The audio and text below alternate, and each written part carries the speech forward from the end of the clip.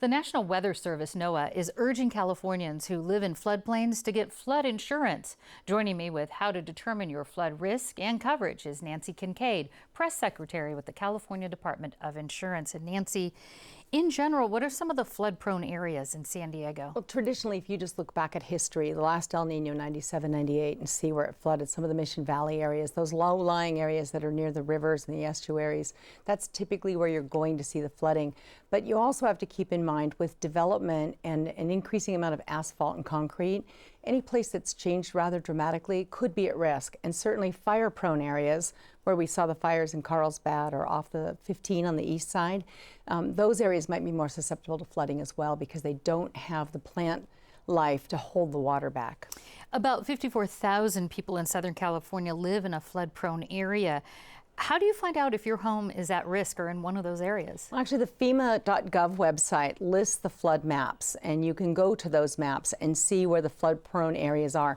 They list high risk and low risk. Typically, you do it by putting in a zip code or your area where you live. You can also do it through your county. San Diego County should also have that information available to homeowners to get as well.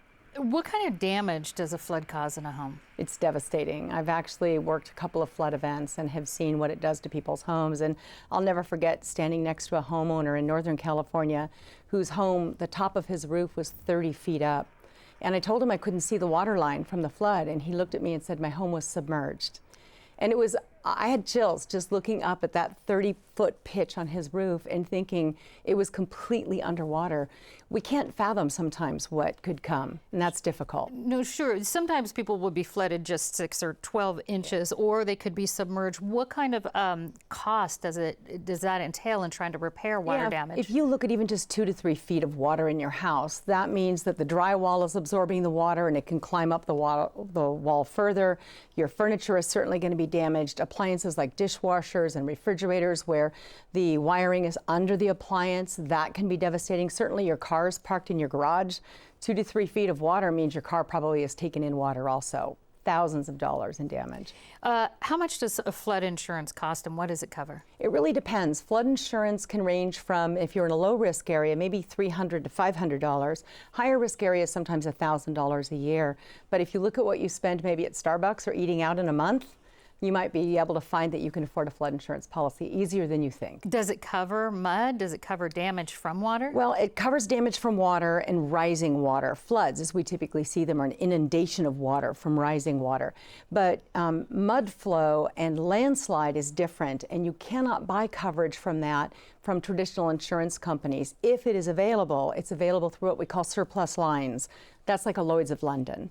That might be one of the only companies still able to sell that insurance. Who's eligible for flood insurance? We usually think of homeowners, but should renters get it too? Yeah, anybody who has that potential risk, renter or homeowner, you can go to the FEMA.gov website and you can actually price a policy, and it tells you right there about what you would pay. And then you can contact them or your homeowner insurance company, and they will connect you to get the flood policy. You see, now, like other disaster insurance, I know that there is a window of time before a flood happens in order to sign up or buy flood insurance. What is that timeline here in Southern California? The reason the experts made these recommendations last Friday for you to really consider it and buy it is because a flood insurance policy has to be in place for 30 days before you can file a claim. These rains are expected to come in early December, maybe even late November. So the urgency to buy that policy is right now. And can you buy it for a year at a time? And then, so if you didn't get the flood this year, you could let it go next year? Yeah, you can buy it for a year at a time. And I think it's hard for us to think about needing flood insurance after this sustained drought. But keep in mind that a drought this long makes the ground even less able to absorb water. You're more vulnerable. And what are the first steps to take in your home if it has been flooded? The first step is to contact the insurer and let them know that you need to file a claim, because one of the things you have to do is begin to pull the water out of your home, and that's a restoration company. But I would also urge people, before you hire a restoration company or sign a contract, get to your insurer first, because if it exceeds your coverage amount, you're on the hook to pay that difference. All right, some good information, and there's more information and links on flood protection at kpbs.org. Nancy Kincaid, thank you so much. Thank you so much.